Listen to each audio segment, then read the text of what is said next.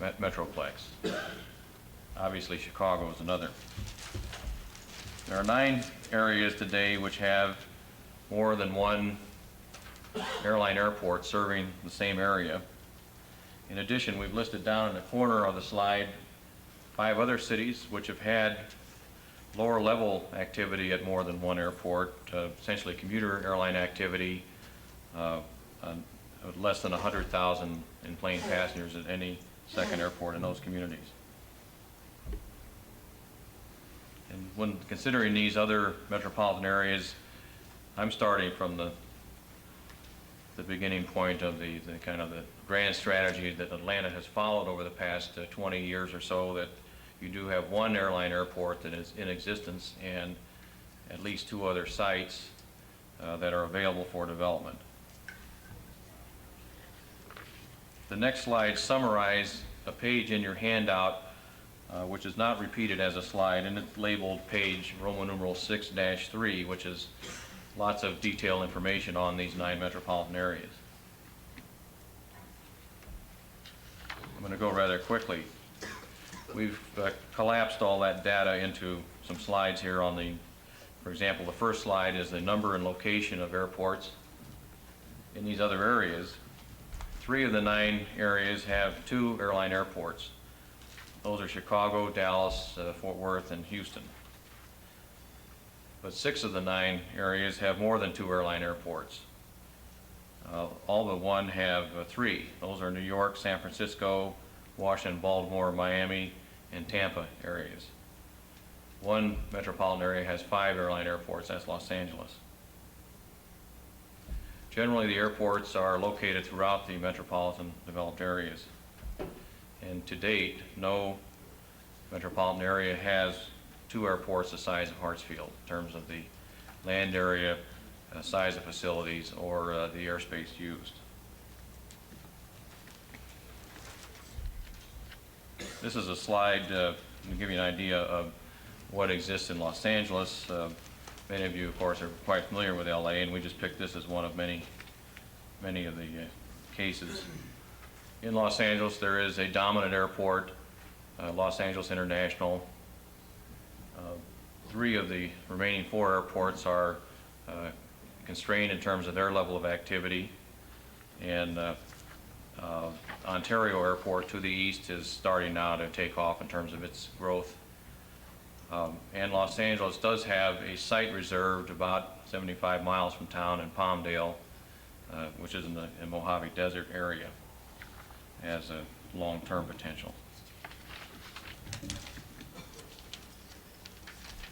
The roles of the airports in these other areas, all but 1 of the areas have a single dominant airport. New York really does not have one major airport, it has 3. 3 of the 9 areas have 1 connecting hub airport, and 2 of the 9 areas have 2 connecting hub airports. And there's really a gray line here between what is a connecting airport and what isn't one. But certainly the 2 areas that have 2 airports that have airlines hubbing are New York and the Washington, D.C. area. You might think that Dallas, Fort Worth, and Houston have 2 hubbing airports, and maybe they do if you consider Love Field and Hobby Airport as those. International service is generally concentrated at 1 of the airports. And finally, 2 of the 9 areas have airports that are rather small. Those are the Tampa, St. Petersburg area, and Los Angeles has a couple of airports with less than 1 million passengers. So the second airport doesn't necessarily have to be a big one. 4 of the 9 areas have built new airports since the late 50s. Those are Chicago, Dallas, Fort Worth, Houston, and Washington, D.C. And the one in Washington, Dulles Airport, was the only one that was not a replacement airport. Even though, as it turns out, in the other 3, the old airport is alive and willing to take on traffic. This next slide is a diagram of the Washington-Baltimore area showing the location of the 3 airports. And it isn't quite like your situation, but again, there are some parallels. Dulles was built and opened in 1961. Its role was defined to supplement Washington National. It was the long-haul airport and the international airport. And I think many of you know Dulles was considered a white elephant in our industry for many years. And it took about 20 years for traffic to build up there. And the causes of that buildup were several, including Dulles was selected as a connecting hub by United Airlines, Presidential, and some other airlines which aren't in existence anymore. In addition, the Washington metropolitan area was growing towards the west. Fairfax County area, over a 20-year period, actually grew towards Dulles. Up until the metropolitan urbanized area got close, there was not much happening either on Dulles or around it. Finally, Dulles finished its access road connection so that you saw another 10 to 15 minutes off the rush hour time to the airport. That was with the connection of Route I-66.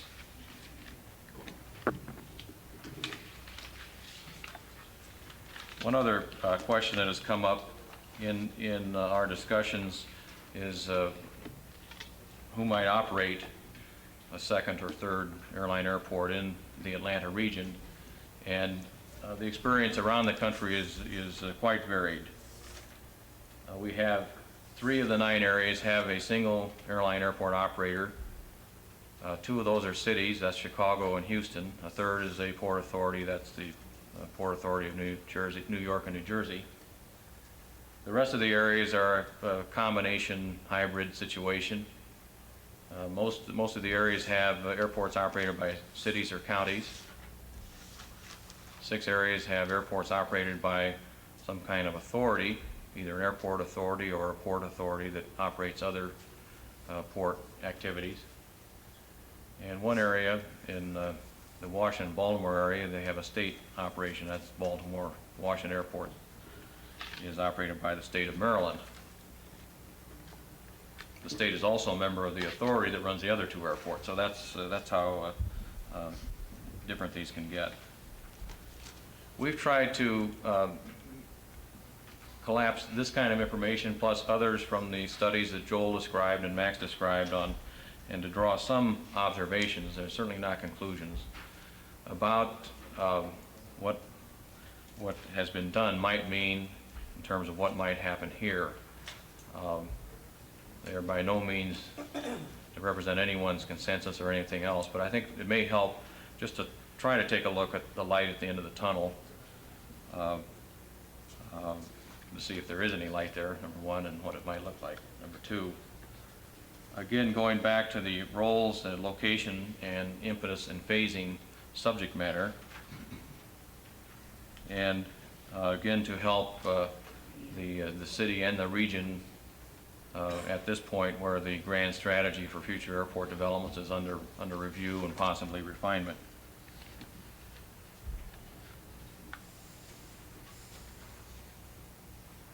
The second or second and third or second, third, and fourth airports in the Atlanta region might serve 1 or more of these kinds of roles. One is to serve a sub-regional market.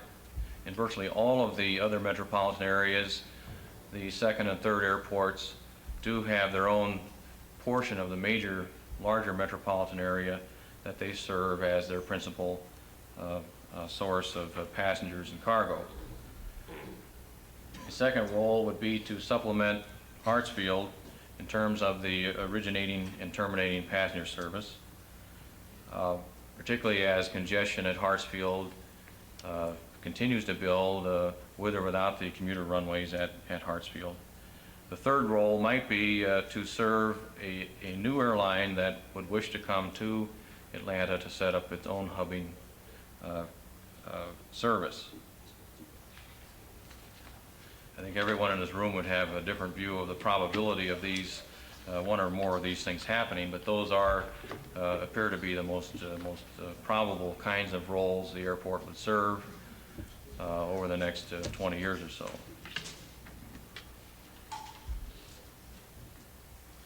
The locations, there have been many locations suggested for additional airports in Atlanta, and there's probably more that have not been identified yet.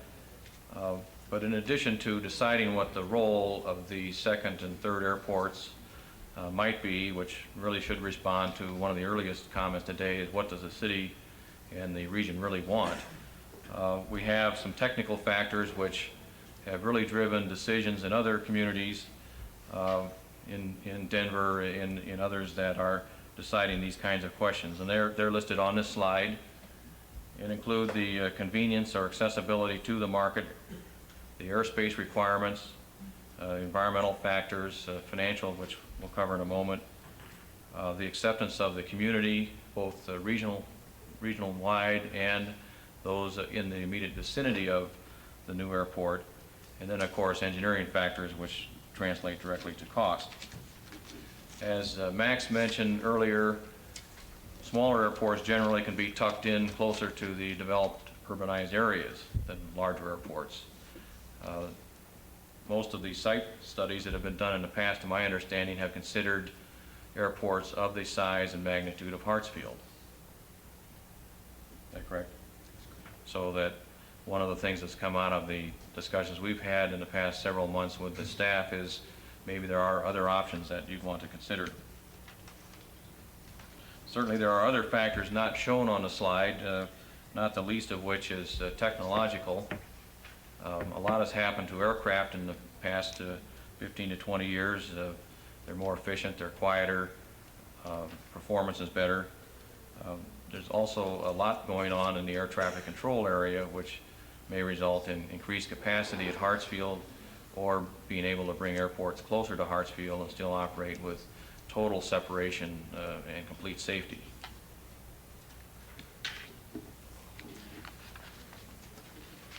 The final slide I have addresses a question of what might be the impetus and phasing given this broad range of alternatives. And the impetus seems to fall into three categories, things that could happen that would trigger the next step in airport development, whether it be additional site land banking, detailed planning, things that you've heard about today. One type of impetus is related to the economic development and air service goals of your region. These are questions that really the elected officials and the public servants need to come to grips with. How important are airports to your economic development, and what is the relationship of air service to those economic development goals? The second impetus, which is probably a little easier to come to grips with, concerns increasing traffic at Hartsfield and what kind of congestion that results in, and what does that congestion do to the first type of impetus, given your competition with other hubs and other airports. The third impetus, of course, would be an expression of direct interest from one or more airlines to develop another airport in the region. Frankly, that doesn't seem to be too much of a near-term development, but that could cause the development of another airport. And certainly, if you look at the situation of Newark Airport, when People Express, which was a new airline, came to town overnight, Newark became the largest airport in the New York area, and that had a major factor there. With regard to phasing, it appears that the initial development would be related to growth in a particular part of the market, and that the other part of the phasing strategy would be to provide for the contingencies for any of the other types of roles in development, including growth in the urban area and the development of another airline hub. Regardless of the impetus and phasing.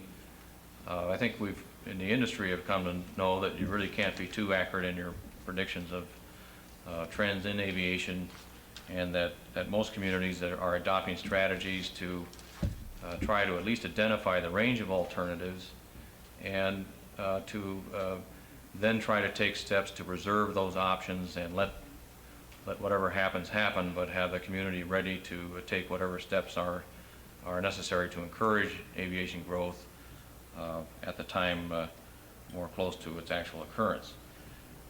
That's all I have to say, and I've taken most of Angelo's time now, unless we can get a few more minutes. Angelo will cover how you might possibly come about paying for all these ideas and concepts, and I'll turn it over to him at this point. It's Angelo Green from the City Finance Department.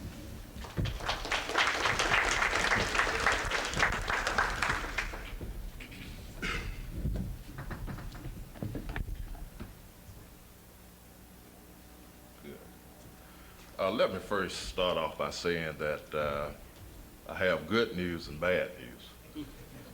The good news is that I'm the last speaker, and I'll try to be brief. The bad news is that I have to tell you how much Second Airport will cost you, and that's a lot. This slide here basically sort of summarizes some of the main points I want to cover. First will be the sources and uses of funds.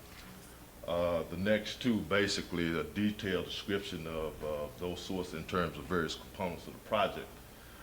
The fourth one is really designed to lead into the fifth one, which is rentals and fees and charges for the tenants of the airport, and that one is necessary in order to get there. And the last one is the forecast of the impact of this project on the aviation funds in terms of revenues, expenses, debt services, and so forth.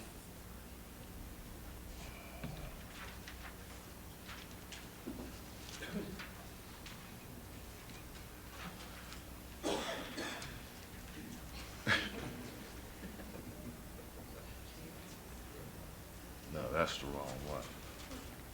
Could we go, let's go forward. This one.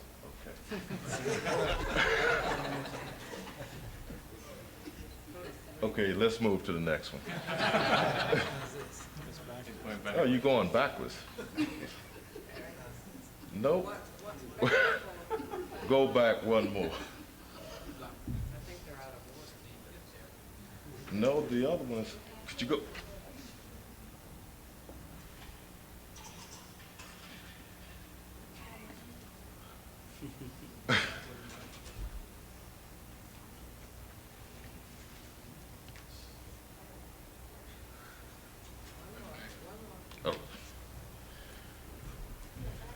No, forward. Maybe you can do a better job than I did. It's gonna be a big one there. Okay, well, at any rate,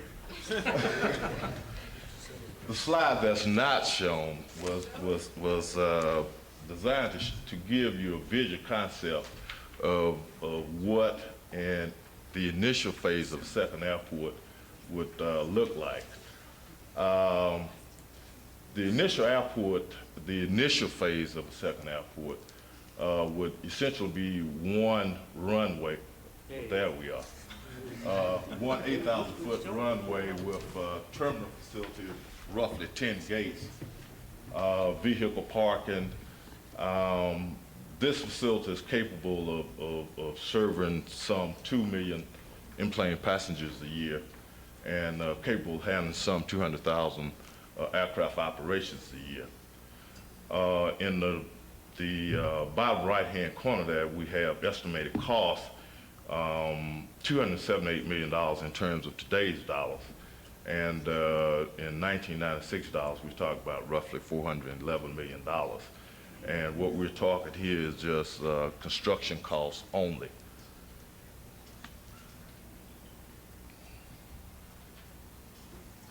Well, we never did get to. And ultimately, the concept is that it will eventually turn into a 2-runway facility with 10,000 feet runways, 30-gate terminal facility, uh, and expanded terminal area and so forth, and parking. In terms of today's dollars, we're talking about that type of facility will cost you roughly $538 million. In future dollars, year 2002, and there's nothing magical about that year, we just simply chose it, but it will cost you $1 billion in order to develop that particular facility.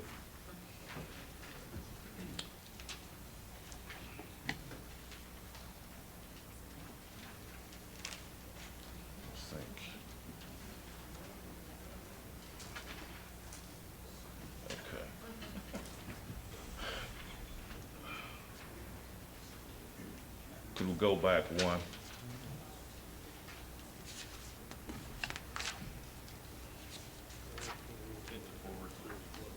It's in the book.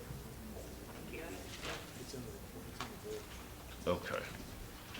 And what we have here is basically sources and uses of funds. This is basically designed to show you how we would finance the initial phase of the project.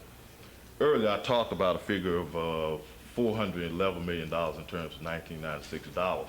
What we're seeing here is a figure of a little bit more than $537 million. But basically, the difference in those numbers are that, first of all, we're contemplating issuing bonds to finance the project, and along with that, there's a certain amount of interest payment during the construction period that will be involved, and that's some $73.7 million add on. Architecture and engineering fee would be roughly $41 million. We're talking about an environmental assessment or environmental impact study, roughly $2.5 million, and then bond issuance discount costs, which would be roughly $6.6 million. So that's how you come up with the difference. So adding on engineering fee and financing costs, all in all, you're talking about some $537 million project. We move on.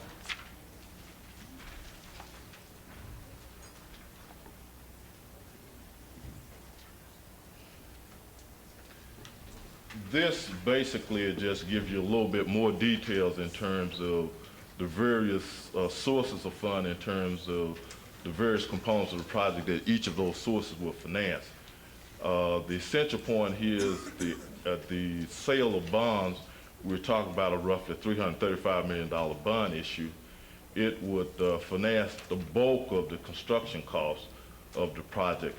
And the two columns to your right sort of breaks out the responsibility of those projects between the city and the tenants. And tenants, in this case, we were basically talking about the airline. So in this case, we were talking about the city's project will constitute a little bit less than 10% of the project, and the tenants will be responsible for the balance in terms of recovery. The bottom part, the airport revenue fund, that will fund the payment of interest on the bonds during the construction period. That comes to some $73.7 million, and again, roughly 10% will be allocable to the city, and the other 90% will be allocable to the tenants. Could we go to the next one, please?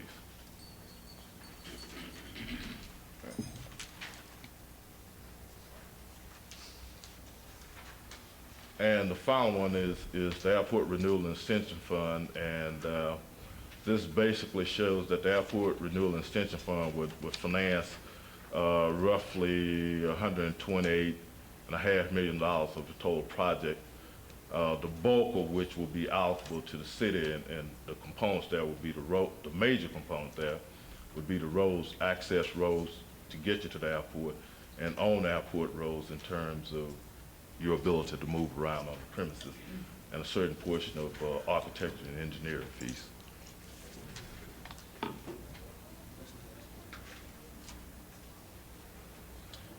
Okay, imputed capitalized interest, and let me try to explain what I'm talking about here.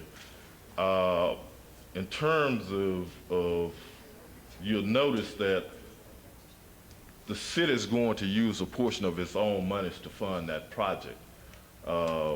Airport revenue fund in terms of paying interest on the bond during the construction period, and the Airport Renewal and Extension Fund are going to fund a certain portion of the project. Now, what we mean here by imputed interest is that there's going to be a charge, a carrying cost, in terms of lost investment incomes. If we didn't put those monies into that project, then we would have those money for other purposes, or we could just simply invest it and earn income. So there's a charge that will be added on to the use of that money. It's a use charge, basically, and it's separated between the city and the tenants, and basically the city share is roughly 10% in terms of airport revenue fund, and it's the bulk of the cost in terms of airport renewal and extension fund.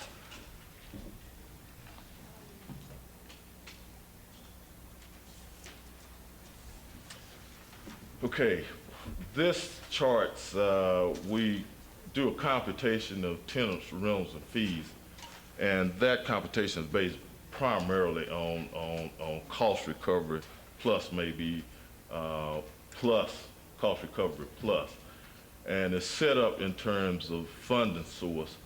And this is for the tenants only. The bottom line here is that project costs to the tenant, including project costs, capitalized interest, imputed interest, comes to just under $400 million. The bottom portion here shows what the rentals and fee charges would be. It's basically a calculation. $301 million, you'll see a factor of 1.2, and that's because it's going to be bond finance, and there's a certain coverage factor that we will have to, that will be required. So full recovery from tenants would amount to $41.8 million a year in terms of fees and charges.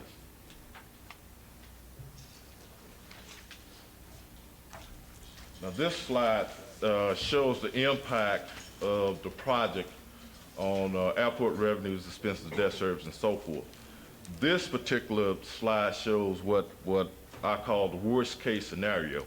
And what I mean by that is that assume that we did the project, and that the project during this forecast period generated absolutely no revenue.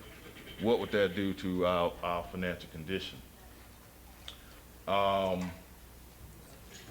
point here is that, could you focus that a little bit more?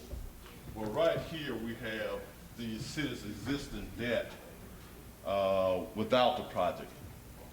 This column here shows an add-on in terms of the debt associated with the $335 million bond issue that we incurred in order to finance the project.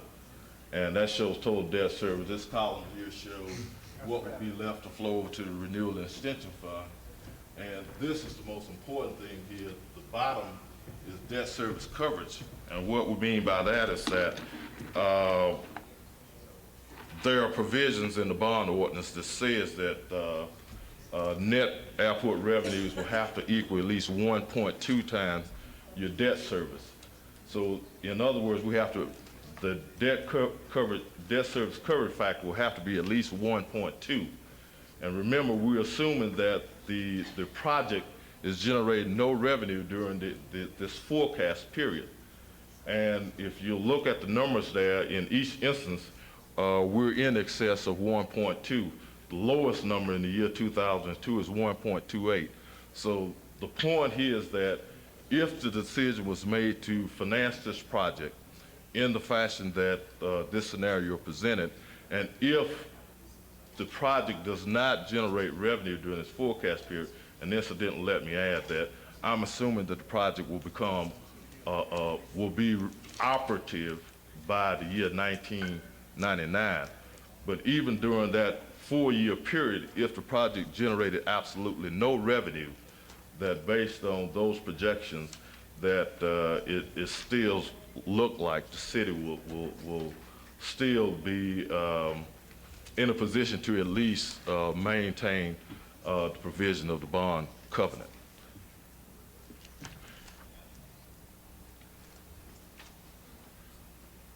Now this next screen shows the most optimistic scenario. And that is that we assume that once the project is open for operation, that we're recovering fully our cost of investment on the part of the tenants. In addition, it also assumes that we're making roughly $4 million a year on the public parking facility.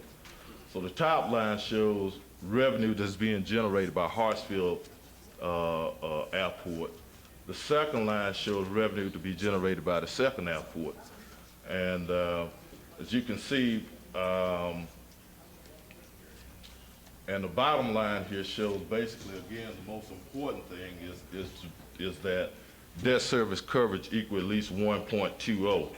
And obviously, as you look at it, in each year, we're well in excess of the 1.20.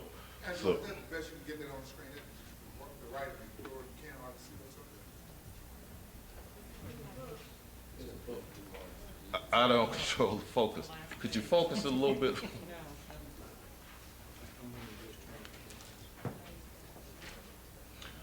So the point to this is basically that obviously we will be okay financially in the most optimistic scenario. And the previous scenario that I showed you, which was absolute worst case, still showed that the financial strength and integrity of the aviation fund would still be in pretty good shape. Now, what's not shown here on the screen was, and this is a supplemental handout, was to show the impact of financing this project on our airport renewal and extension fund. And I think that, well, that particular handout indicates that even though we would put some $129 million of our own airport renewal and extension fund monies into that project, that still, if you look at your ending balance, that there's still substantial dollars within that fund that will enable us to meet our requirements in terms of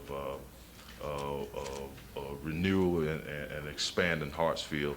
So to sum it all up, I guess, is that if these numbers are reasonably accurate, and I think they are, that if the decision was made to move forward on the second airport, that around, well, no earlier than 1996, that we could come up with the necessary financial resources to finance at least the initial development.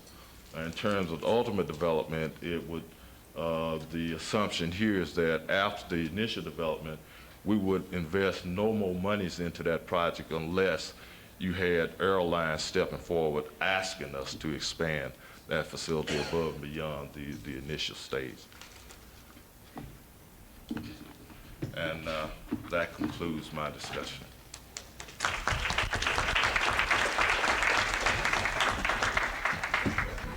Thank you very much, Angela. We're going to open up for questions now.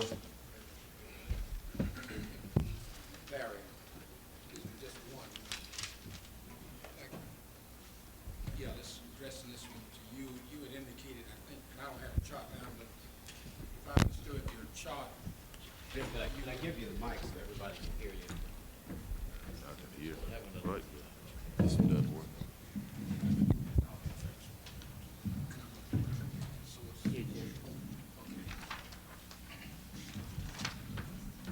I was trying to go back to the area where you were,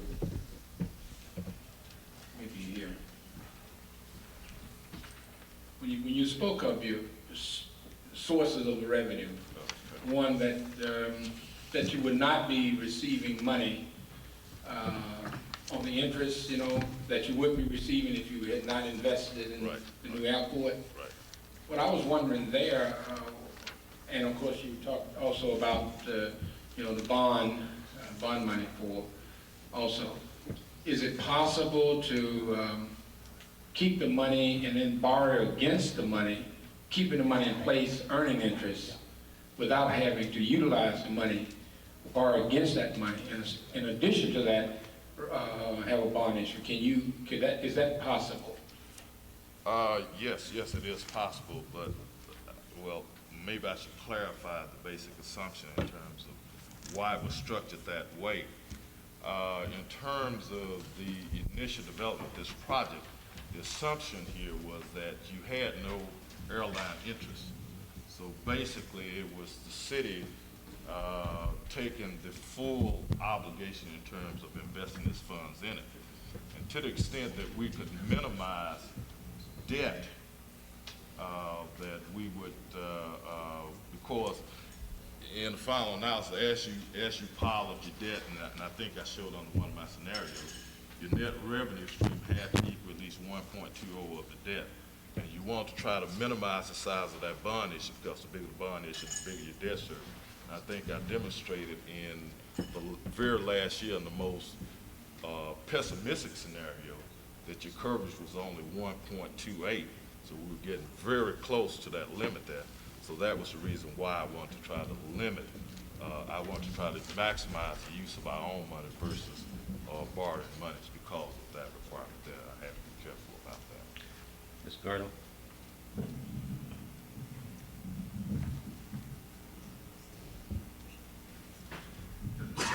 I'm going to restate my question that I had this morning, and there was an unfortunate use of words this morning. I appreciate, Max, your straightening me out, because I certainly didn't want to imply that I was suggesting that we deviate from what has already been established in terms of doing anything other than general aviation at Charlie Brown. And it appears that all of the studies that have been done certainly point to the fact that Brown ought to be maintained as a general aviation airport. My question is now, though, why is it we continue to be threatened with the idea of bringing something into Brown other than general aviation purposes? Why does that continue to come up as a problem? And we're threatened, the community is continuously threatened with the idea of having something there other than general aviation. We tried to get all of the actors around, and Richard, I don't want to put you on the spot, but I do think it would be helpful for you to come up and talk a little bit about that.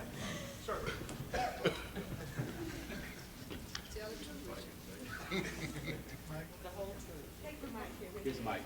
Richard, here's the mic. He wants to use the big boy.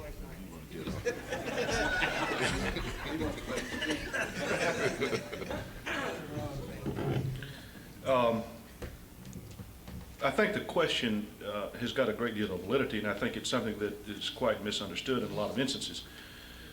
One of the reasons that it continues to come up is because we continue to receive requests from other air carriers about going into Charlie Brown and willing to put up a substantial amount of money to do that. And those are commercial carriers like Southwest Airlines, who think it is a viable alternative in terms of the current situation at Hartsfield. That has to do with a number of things. It has to do with, one, the fact is that there's not a lot of space available at Hartsfield in terms of leasing space there like gates. And the fact is that in going into Hartsfield, they would have to compete against two entrenched carriers. And what they would propose to do is to go into Charlie Brown and offer 40 or 50 flights a day, and they're on a low fare basis, and they think there's a viable market, and they're willing to put $4 or $5 million in terms of improvements at Charlie Brown to do that. The second question is that what the Fulton County Commission has been wrestling with is what to do with Charlie Brown. That takes into a lot of considerations, and I think that there's basically two alternatives as we have explained it to the Commission and to the neighborhood. And that is that we need to proceed with improvements in Charlie Brown. In the past, the Commission has directed that any of those improvements minimize the impact on the neighborhood. The problem with that approach is that it does absolutely nothing for the existing impact on the neighborhood, which will in fact only get worse over the years. If the policy direction was to change, if the desire of the neighborhood is to be bought out, then the approach needs to be changed so that there's more of a direct impact on the neighborhood so that you can qualify it under FA criteria. You have about 250 homes in the neighborhood right now, of which probably the ones closest to the airport that, would be very interested in being bought out. In fact, we have a meeting out there Monday night to explain to the neighborhood what would be available in the way of noise insulation, et cetera, which would deal with the existing problem. Our problem right now is that they are not qualified under any of the federal criteria, and so it puts us in kind of a quandary to how to approach it. We simply need a policy decision from the commission that says you either need to deal with the neighborhood and buy out the houses that need to be bought out and insulate the rest of them and get on down the path, or we need the policy decision to minimize the impact on the neighborhood in the future so we can go over the river and start the construction of the second runway. Both of those are options, and we're trying to wrestle through that. The threat, I don't think, is I think is a perceived one, because the impact that is occurring on the neighborhood is going to be there. And I think the question is, do you want to live with that and not do anything about it in the future, or do you want that to gradually continue to get worse, or do you want to go ahead and try and make some logical decision to deal with the houses that need to be dealt with and go ahead and buy that out and insulate the rest of them? And I think that's the crux of the policy decision. Not exactly. That's not the crux of the policy decision, because I think, based on the fact of all the studies we've seen so far, I think for Fulton County to push forward a plan to expand Charlie Brown Airport at all costs, based on the fact that they are receiving proposals from various airlines, why are we not directing those airlines to the appropriate place? And while we're talking about planned actions for Hartsfield and second airports, why are we not directing them to the proper source? Well, I think the question there is not to interrupt you, Myrtle, is the fact is that they're coming to Charlie Brown because they cannot get the service at Hartsfield. They cannot lease the gate space, so they cannot get the slots in there they need to put in the flights, and they have to compete with entrenched carriers. They don't want to go in there. They've already analyzed that and reached a conclusion that they can't provide the service in there. So they're coming to us as an alternative. Because they don't want to pay the landing fee. We have not made any decision in regards to expanding Charlie Brown for commercial service. I don't think that's not even on the table.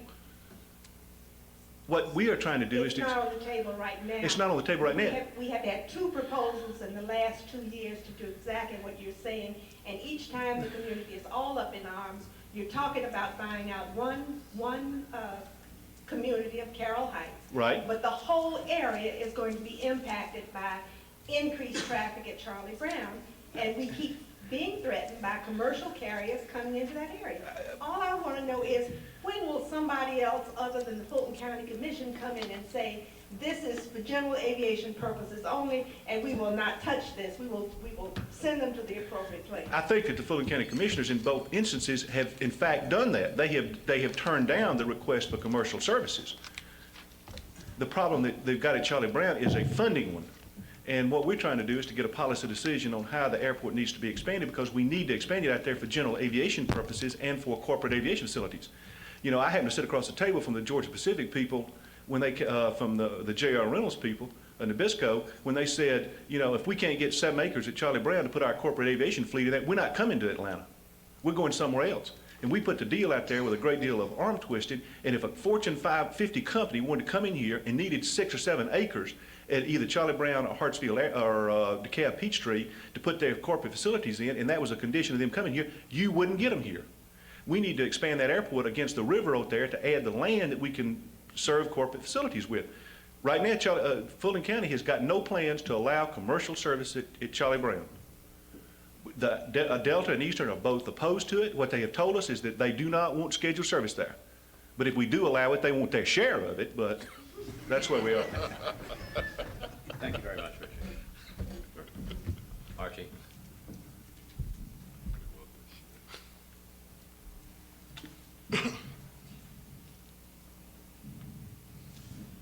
I can understand what Myrtle is saying. In fact, we are living with the problem each day. You may come out maybe at a meeting once or twice a year and talk, maybe discuss Charlie Brown. But what Myrtle is really saying, when we attend those meetings, people are frustrated. They don't know which way to turn.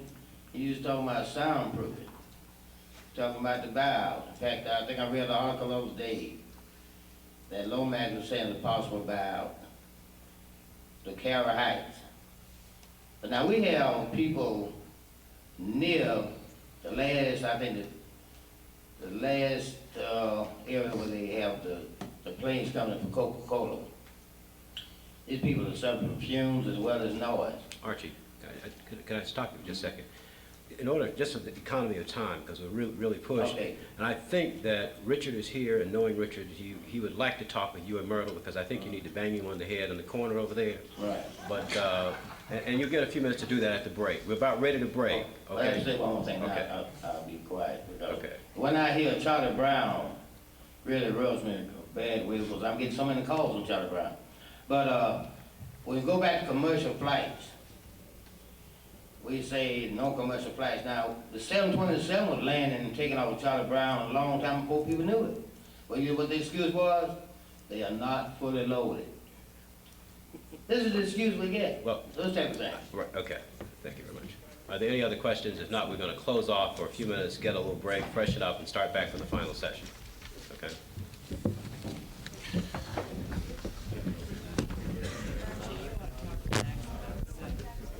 Excited because we think they have an important perspective, so don't feel shy about asking any questions. It's not limited to elected officials.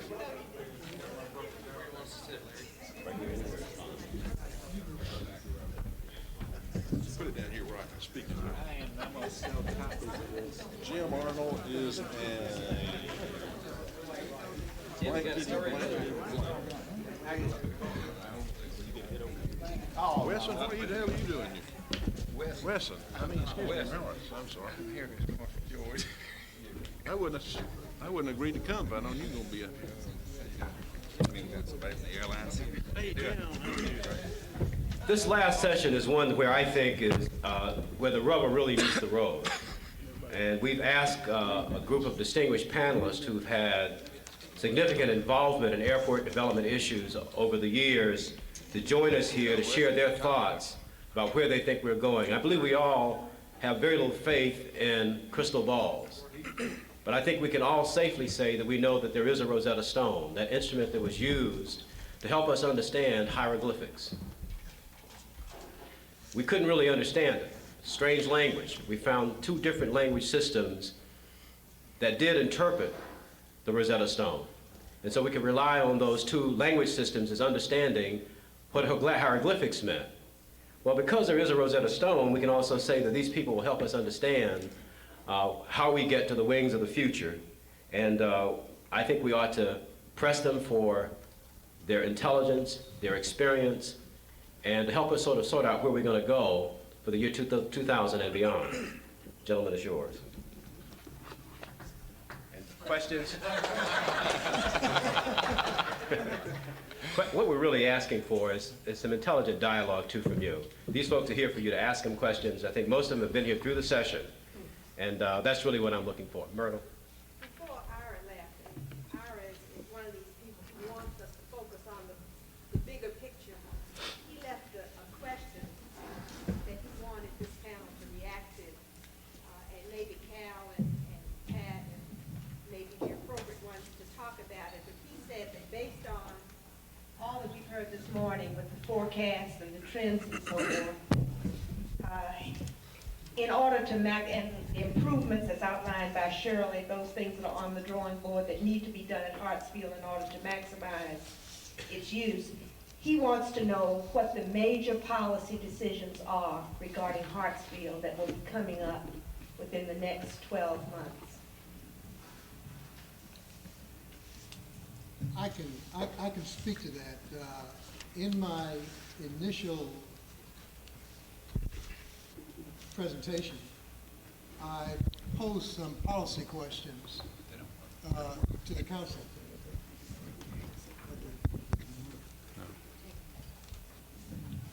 What is the role of Atlanta's airport? Should Atlanta land bank property for future airports in each of the quadrants around the city? Should priority be given to maximizing Hartsfield's landside or airside capacity? Should Hartsfield continue to be the major international and connecting airport? These are the policy questions that are facing the council. I'm prepared to make a recommendation, and this is a Department of Aviation recommendation to the council on these policies. I'm prepared to recommend that Hartsfield should continue as a policy question to be the major international and connecting airport for Metro Atlanta. that top priority should be given to maximize Hartsfield's landside and airside capacity, that the city should plan for and build a second airport, that the second airport should be a self-contained, smaller origin and destination airport to meet demand, that the city should retain both Paulding and Dawson County property until the decision is made about a second airport, that the city should purchase land to the south to land bank for airport needs for the future. I look at the major question that I believe can be only addressed by the council is, what do they see as the role of Atlanta's airport? Should our airport meet demonstrated needs for air service for Atlanta, Metro Atlanta, or for Georgia? Or should the role be that Atlanta should provide airports to generate economic development for Atlanta, or for Metro Atlanta, or for Georgia? And to me, that's the key issue. And I frankly believe that question can only be answered by the council. Now, there is a lot of talk about a second airport. And we agree that there is a need for a second airport, but our position is that that need is not for now, that we still have time to build a second airport, that the immediate need right now is for these commuter runways. And we're proceeding in that direction right now. I don't know if that answers your question. Well, he has a number of others, but I'll let somebody else join and I'll bring his other questions back. Ms. Earl, Ashcroft. could I add something here? I now know what I was invited to do, that's hold the mic for Cal. Let me maybe answer your question by demonstrating some subtleties between how Cal and I see it, because I think I don't disagree with what Cal said, except in one extent, and this is from my side, but I do agree strongly that it's the dilemma we face is that it's got to come from you, and it's got to come not only from you, but a consensus between the council and the mayor. And he and I, as people who will implement, are sort of swimming around with the financial resources and a lot of planning in place, much planning to do without that specific. And that's the key, is specific. I think we've talked all day and we would both agree to two general concepts. We need to maximize Hartsfield. That's been in place since the flood. And we probably would agree that we need a second airport or ports, okay? What I'm speaking of, and where the subtleties come into play, and where we need, not just broad guidance, but specific guidance, is like with Hartsfield, what specifically, Cal has given you a recommendation, and then I'll move to the second airport. What is politically feasible? For instance, say with Clayton County, he has suggested the runways. I happen to think, as he does, that that's a wise idea. However, it benefits none of us if he and Max and others plan and we spend money when that's not going to happen for whatever reason, be it a policy decision you make or impediments that other governments may put up. Further, and I'll add another player and then I'll move to the second airport, and Harris may wish to respond, the airlines. We have a financial policy with regard to those runways that, and we agree on this rather firmly, that we're willing as staff to recommend taking front-end risk. Here I'm talking about preliminary plans, early expenditures of money, but you saw the numbers early on. We think there's a tremendous economic benefit to the airlines to relieve the congestion at Hartsfield. We think, given that demonstration, we should only go so far before we flip into Angelo's capture rates and they begin paying their fair share of what benefits them economically. I'd love to see his face right now. Flipping to Second Airport, and here's the key, what, where, when, how aggressively, how do we fund it, how much risk do we absorb as a city, whether there's one or more. You heard the mayor say land bank, you heard Cal say land bank. I suspect there are as many views on that and where as there are people in the room. You saw the numbers, that the demand for an O&D type facility right now is clearly north. There's clearly the philosophic discussion of, if we say put an airport south, does that move growth in that direction? Obvious concern of this council to move development in that direction. Do we land bank in multi-directions? What does that cost? When do we move? I think the subtlety of difference between Cal and I here, and I've personally changed in about the last year, is, and I could be dead wrong, is how aggressively do we do that? Do we simply land bank? And if so, where do we land bank and where do we buy? And maybe more importantly than that, how aggressively do we move? And let me say one other thing, and I'll hush for the moment, and that is, a year ago, and this is just my philosophy, and we can only give you advice, is that bottom line is what you decide to do, is I felt, and I argued with my good friends, Mr. Stockton and Mr. Berry, that why should Atlanta put its money to develop an airport, be it between here and Macon, or between here and the state line north? I mean, we're the city of Atlanta. We're concerned about our economic development and not necessarily somewhere else. And I decided to open myself up to thinking that through, and the conclusion I reached, if it were my decision, that I would continue to put Atlanta in the forefront of that, even though we're spending our money for what may well be, but certainly will have a tremendous positive economic development somewhere else in this state. And I think that's our destiny. But I didn't believe that a year ago.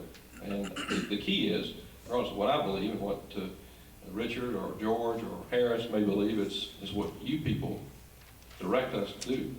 Because I think what's critical is that we use the financial machine that we have. And that is the fact that we do have the financial capability, and we're the only entity, the state included, that has the financial capability to do the front end funding and take the risk. Would anyone else like to react to that? Harris? Delta and I think the airlines as a whole certainly endorse and support the maximization of Hartsfield, both landside and air side. As to the commuter runways, we have been working very closely with Cal and Max and the city in general on the commuter runway concept. And in turn, I think it's fair to say that we've all got to maintain a reservation in this case. I think that you can overcome the political aspects, Clayton County, you can overcome the environmental and the operational aspects. I think it's also extremely important that we realize and remember the importance of the commuter operation, and that it stay so that they really and truly, they being the commuter passengers, they are really and truly the larger carrier passengers. They've got to be there to make that connecting time. If we design or put a facility in place where the connecting times cannot be made, they simply are not coming through Atlanta.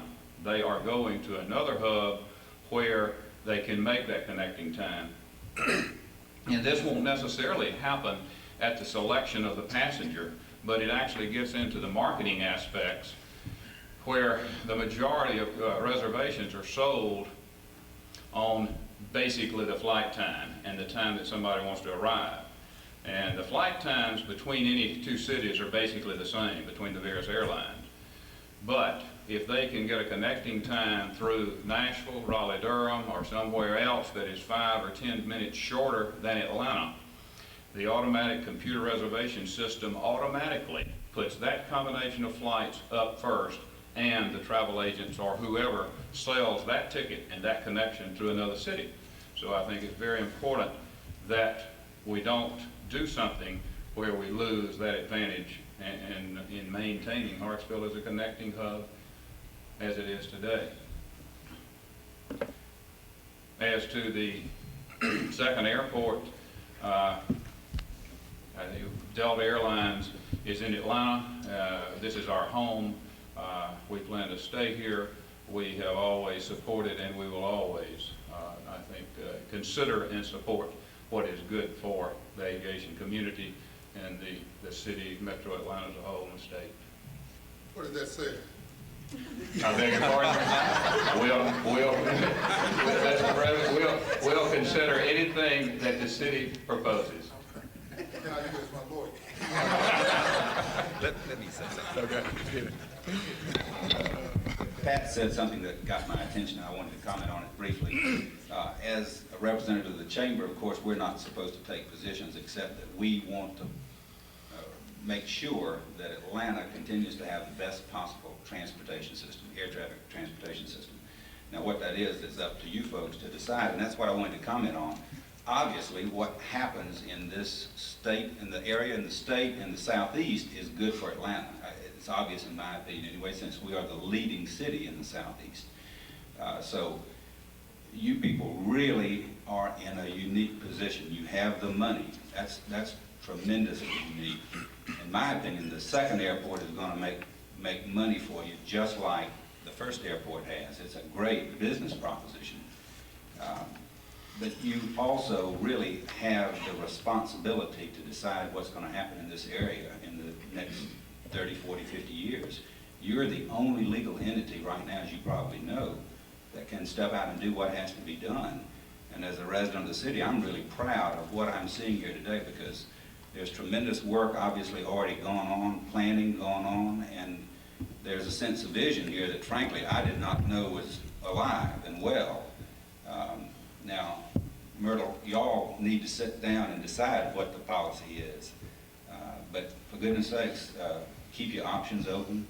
I think we need to take rather dramatic steps, but as we go along, you know, we don't know what an airport's going to look like 30 years from now, as Andy was saying this morning.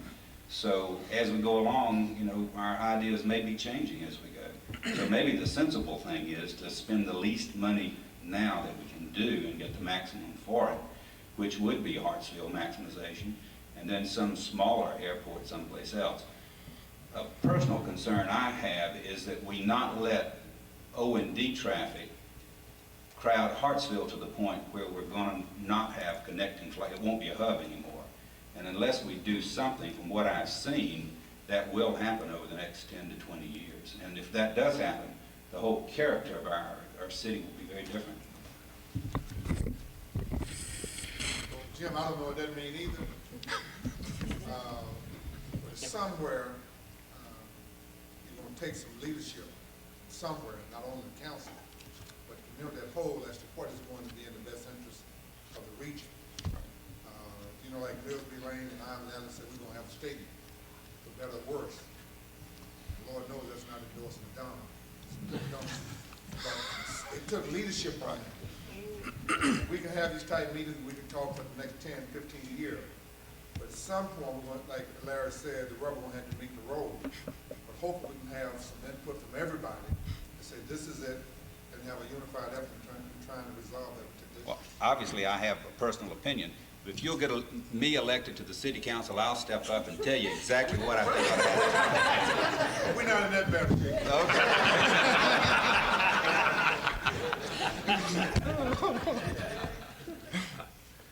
Sam, I think, wanted to respond. Yeah, I just wanted to make a brief comment. I'm Sam Austin with the Federal Aviation Administration. Cal and Max approached our office, I guess, better than a year ago with this proposal for the commuter runways, asking if the FAA would support that. And I indicated that yes, we would, but I also wanted to caution that this was only an interim solution to what is an overall larger problem. This will help the, what we call the traffic mix coming in, and it will increase the capacity to some degree. But ultimately, a second airport needs to be built, in our opinion. We have thought that for many years, and my concern is the timing. I've heard Cal say, you know, let's get on with building the commuter runways, and then we'll later think about the second airport. That concerns me because I've been in the business for about 25 years, and I've seen people wait until they have a problem, and by then it's usually too late. We have seen on charts this morning that the growth is taking place in the northern quadrant. And a couple of months ago, I got in an airplane and I flew up towards Dawson County. I had never seen the Dawson County site, and I can assure you it is frightening. That growth is just, it is rolling like a steamroller. And I promise you that if you wait for 10 years until you decide, let's just say, for instance, that the ARC study says that Dawson County is a good site to use. The point is, if you wait 10 years before you start looking at that, it's going to be too late. Environmentally, it will not be acceptable because it will already be surrounded by development, and you will not, that site will be lost to you forever. So the plea that I would make for you today is look beyond 5 years, look beyond 10 years, and you know, if you've got a defined course of action, get on with it and protect the site that is identified as early as possible, because these environmental battles are tough. I'm just recovering from one that we did out at Peachtree Cab. We won that one in the 11th Circuit Court of Appeals. I'm battling probably another half dozen in the Carolinas right now, and I sure don't want to take on another big one here in Atlanta. Okay, thank you very much. Recognizing that this decision is really like finding one's way through a labyrinth, Mr. Carter has one other comment he wants to make. Well, I've got to say that I hope that the FAA did not misunderstand me. I'm not saying that we should completely forget about the need for a second runway and then wait 10 or 20 years and all of a sudden decide that we need a second runway, a second airport. There is a need. There is a need for a second airport. But the other question is when. I don't believe that we should start building a second airport before the need develops. All we have to do is look at the FAA airport in Washington, where it was built 20 years before its time.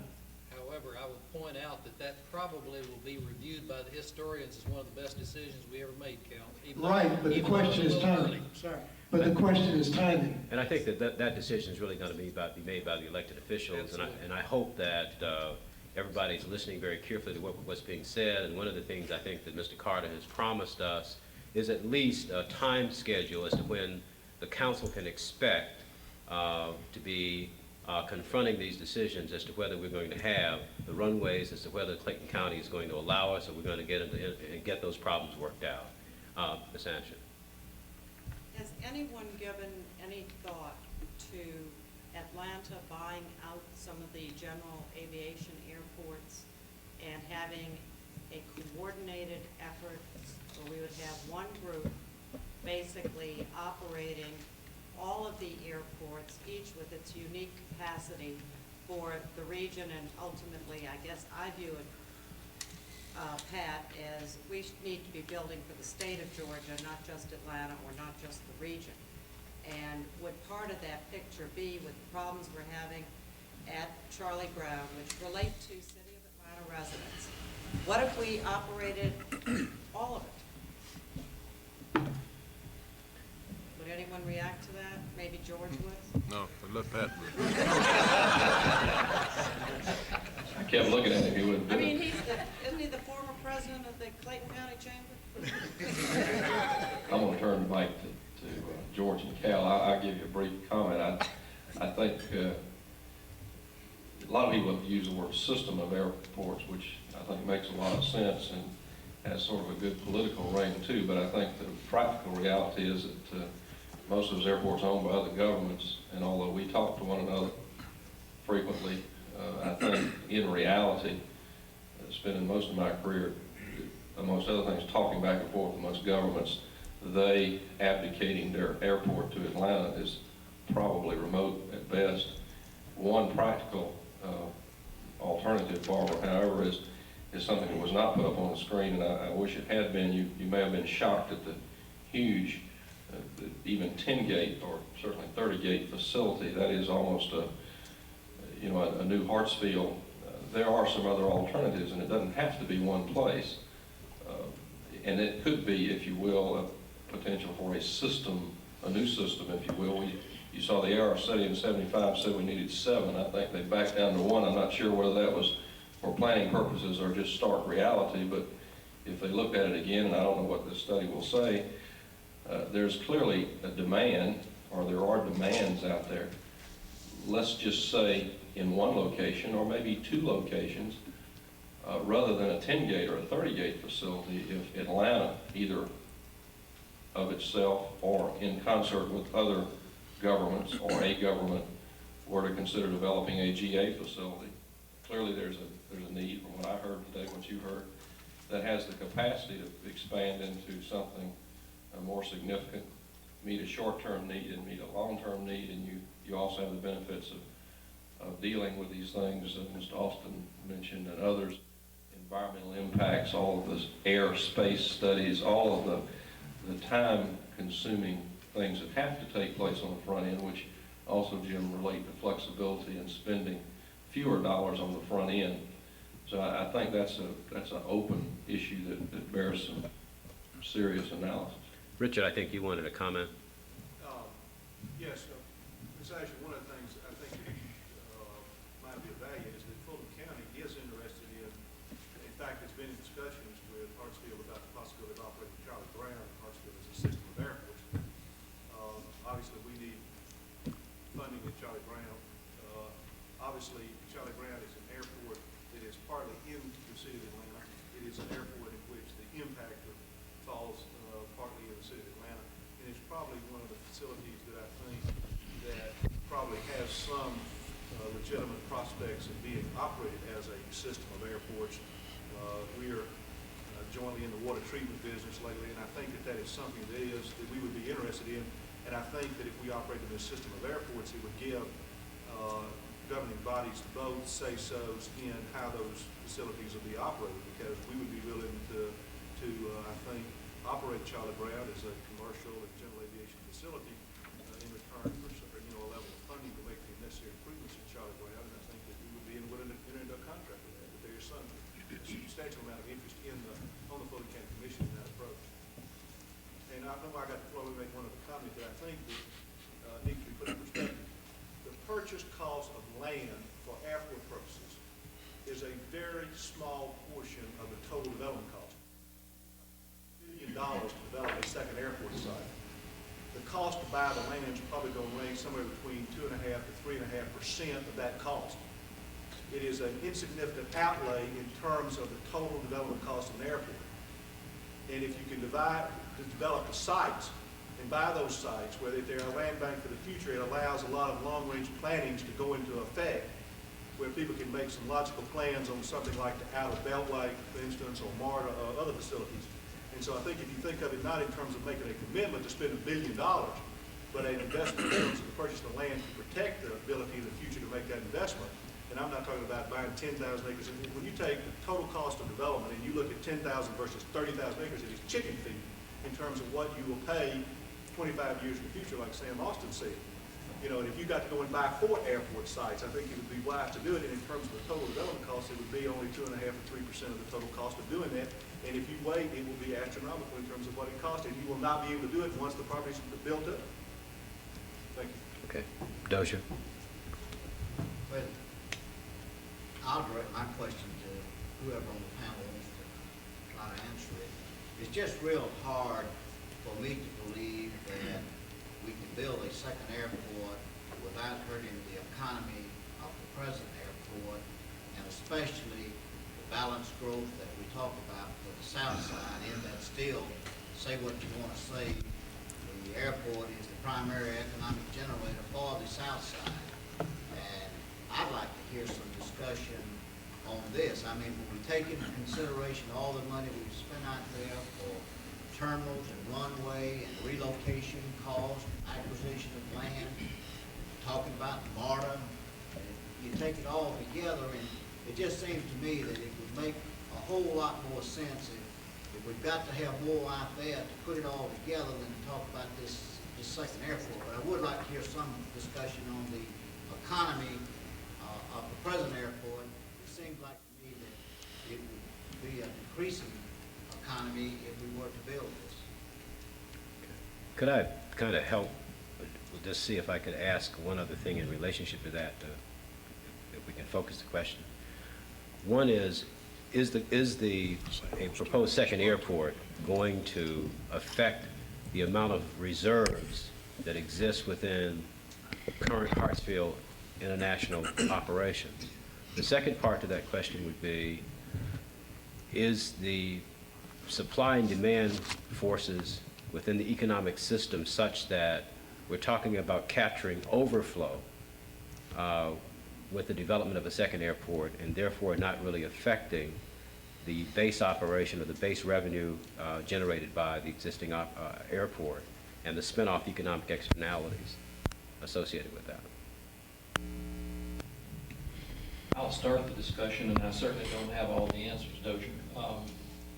I think, first of all, if you don't about the capacity issue, you stand to hurt Hartsfield.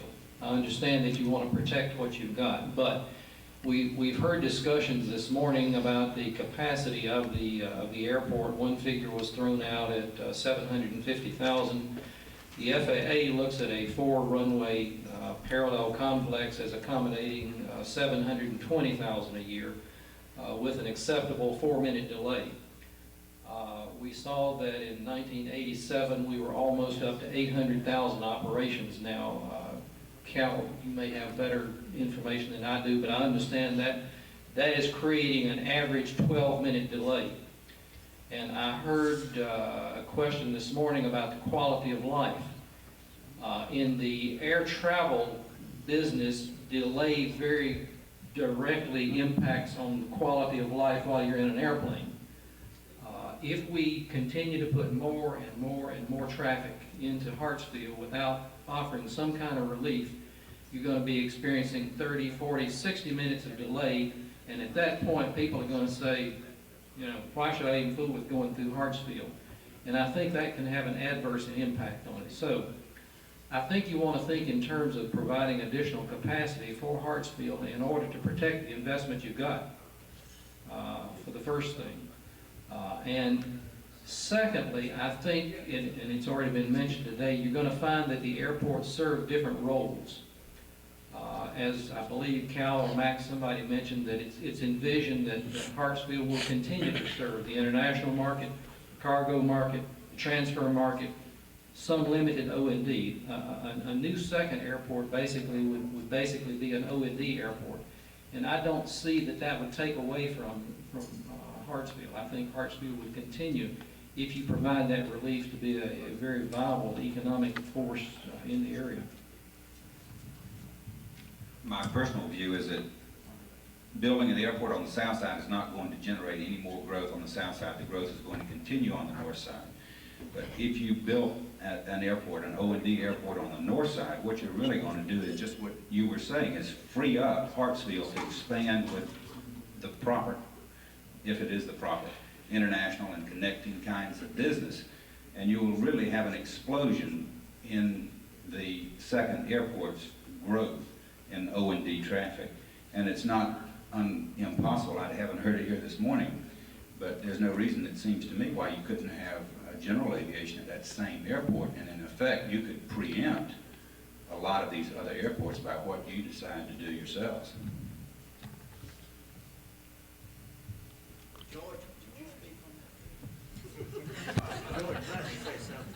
Where should it go,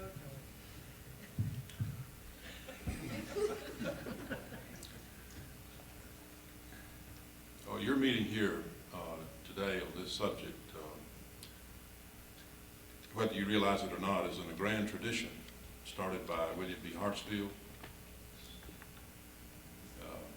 continued by Ivan Allen, continued by Sam Massell, continued by Maynard Jackson and the members of the council and board of aldermen that served with those people. And they faced that issue. They faced it in 1924 when the Canada racetrack was a considerable distance from the city of Atlanta.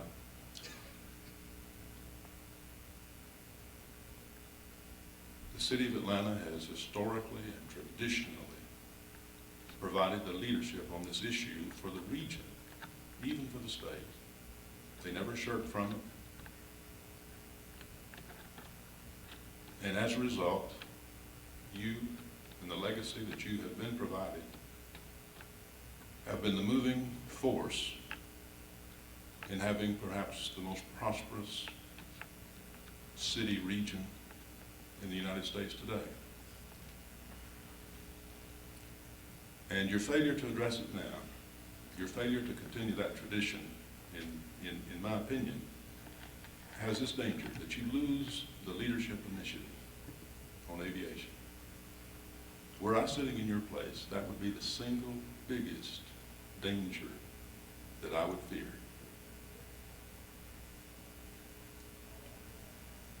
I would fear dropping the ball after all those decades of exemplary leadership. It's hard for you. I know it's hard. I saw Myrtle Davis struggling to talk about her constituents at Brown Field. Many of you are elected in a council district of just 50,000 people. What's it to you that the northern metropolitan area of Atlanta continue its dramatic growth?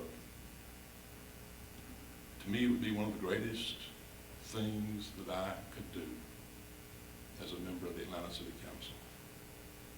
It would be one of the most glorious adventures that I could engage in if I were a member of this council. Don't lose the leadership initiative. That's why on the only issue today, I'm excited about Cal Carter's plan. I would grab it if I were a member of this council and put him to work. He and Max, two of the great professionals in this business. And the only disagreement that I have with it is that you've got to move simultaneously on maximization of Hartsfield and the identification of a supplemental O&D facility to serve the market. Why do you have to do that? Number one, those two runways on the south side of Hartsfield, not a sure thing at all. We're sitting here talking today as if you could make one of those decisions and get it done. First meeting I went to on the maximization of Hartsfield was 1964. I think the fourth runway went into operation in 85, 84, 20 years later. That was just the expansion of an existing facility. To say that you can identify a site and build any kind of O&D facility in 7 to 10 years is wishful thinking. It'll be abandoned 5 times. It'll be abandoned as a lost cause 5 times, believe me. So you ought to tell Cal Carter and Max, two of the best people in this country, to do this. Max Walker is the greatest unsung hero in aviation in the United States. Tell them, maximize Hartsfield. Let's get on. We're going to meet unconstrained demand because too much depends on not doing it. We're going to maximize Hartsfield and we're going to identify and locate a supplemental site. Now you guys get on it. You work for us. That's our direction to you, staff. Let's go. Report to me every month. We want that done.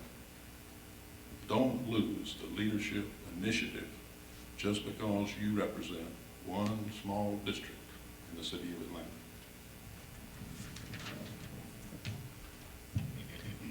Anybody else wish to comment? Are there any questions? Anybody got any more questions out there?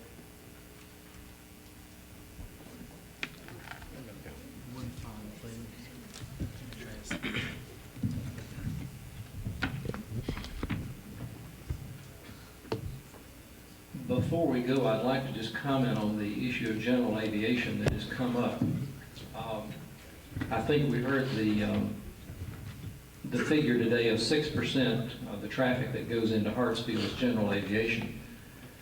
I think basically you have probably gotten rid of all the general aviation you're going to get rid of in Hartsfield. That 6% that goes in there today is pretty much a core. It's a hardcore segment of aviation that needs to make connections there on Hartsfield proper. We are working with a number of sponsors in the Atlanta metropolitan area to try to take care of that. And I think we're making pretty good progress at it. We have identified 11 what we call reliever airports in the Atlanta metropolitan area, whose function is to take the general aviation traffic away from Hartsfield. If they were not in existence, they would probably be going into Hartsfield. And we're making some pretty good strides with that. We just entered into an agreement with Peachtree City where we're not building a new airport, but we're building a new runway. And in fact, that does become a new airport. We're building 5,300 feet there. A little further to the east, we're building with a privately owned airport, Bear Creek, a new 4,500-foot runway. We're working very hard with Covington and Cartersville and Gainesville and Noonan. Stone Mountain, which is a privately owned facility, has been in to see us about building a new runway there, which would be on a new alignment. We have spent almost in the neighborhood of $15 to $16 million at Gwinnett County to build a new 6,000-foot runway there. So I believe that general aviation is being adequately covered in the Atlanta metropolitan area, and it isn't something that I think needs to be of great concern to you. I think you will always have, like I say, that small segment of GA that goes into Hartsfield. But I don't foresee that as being a big problem for the council to have to worry about. Okay, thank you very much.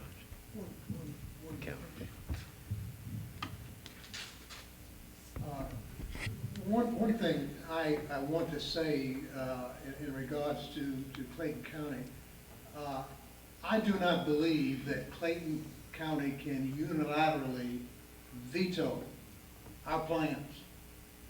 If it can be designed to minimize the environmental impact, there is a process that we have to go through where we have to do a complete environmental study.